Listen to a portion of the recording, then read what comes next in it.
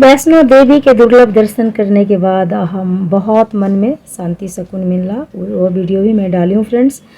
और यहाँ वापस पहुँच गई हूँ कटरा। कटरा पहुँचते ही हम लोग रात में यहाँ सो गए। मॉर्निंग होते ही मैं तो सुबह 4 बजे ही उठ जाती हूँ और स्नान ध्यान कर ली थी, बाकी लोग बाद में उठे थे। ये मंदिर हम पहुँच गए फ्रेंड्स। इसके बाद मैं आपको मंदिर में लेके चलती हूँ, श्री चिंतामणि मंदिर। यहाँ दर्शन भगवान के करवाने वाले हैं। यहाँ देवों के देव महादेव हमारे रहते हैं। और पता है आपको, यदि देवों के देव महादेव का पूजा करते हैं ध्यान से, यहाँ नंदेश्वर महादेव हैं, तो देवों के देव महादेव के यदि दुर्लभ दर्शन आप या पूजा ध्यान से करते हैं तो आपकी ज़िंदगी में आने वाले सभी कठिनाइयाँ छू मंतर होता है। क्योंकि आपको पता है सिर्फ वही देव ऐसे हैं जो आपकी सारी गलतियों को माफ़ कर देते हैं। चुटकियों में माफ़ करके आपके सारी गलती को माफ़ करके खुश होते हैं। और डरदानी भी इनको बोला गया है, भोला बाबा भी इनको बोले। काफ़ी दिल के भोले होते हैं, आपकी सारी कोई भी गलती को याद नहीं रखते, सारे गलतियों को चुटकी में माफ़ करते हैं। तो इसीलिए इनको ध्यान से ओम नमः शिवाय मंत्र का जाप करते रहें। हर हमेशा इनके ध्यान में आप रहें।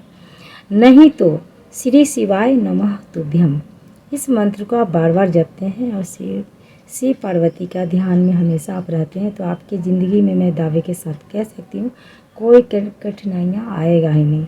आपके मालिक स्वयं महादेव बन गए हैं। और ऐसा भी बोलिए कि महादेव मैं आपकी शरण में हूँ। आप ज़िंदगी में दुख लाएंगे सुख लाएंगे सब हम खुशी से ग्रहण करेंगे, क्योंकि जो भी आएगा मेरा जीवन में वो आपके आशीर्वाद से मिलेगा। तो वहाँ से ही ज़िंदगी मेरा काफ़ी आसान हो जाता है, क्योंकि देवों के देव महादेव हमारी सारी गलतियों को माफ़ करते हैं। क्योंकि मनुष्य के तन हम जैसे ही लिए फ्रेंड्स, तो कई जन्मों का पाप पुण्य ऐड होता है और कभी कभी ज़िंदगी में काफ़ी कठिनाइयों का सामना करना पड़ता है।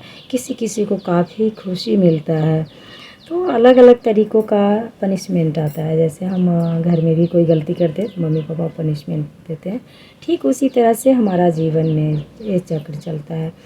क्योंकि हम कोई भी गलती करते हैं तो सोचते हैं हमें तो कोई देखा नहीं, पर परमात्मा एक है जो हमें देखे और एक उनके पास आई रिजल्ट और वहाँ से वो प्रारब्ध भेजते हैं। उसके बाद उस गलती के वजह से हमारी सारी गलती या तो माफ़ करते हैं, नहीं तो उसको भोगना ही पड़ेगा। किसी भी मनुष्य, कोई भी मनुष्य है तो उसको भोगना ही पड़ेगा, क्योंकि आपने गलती कर ली है।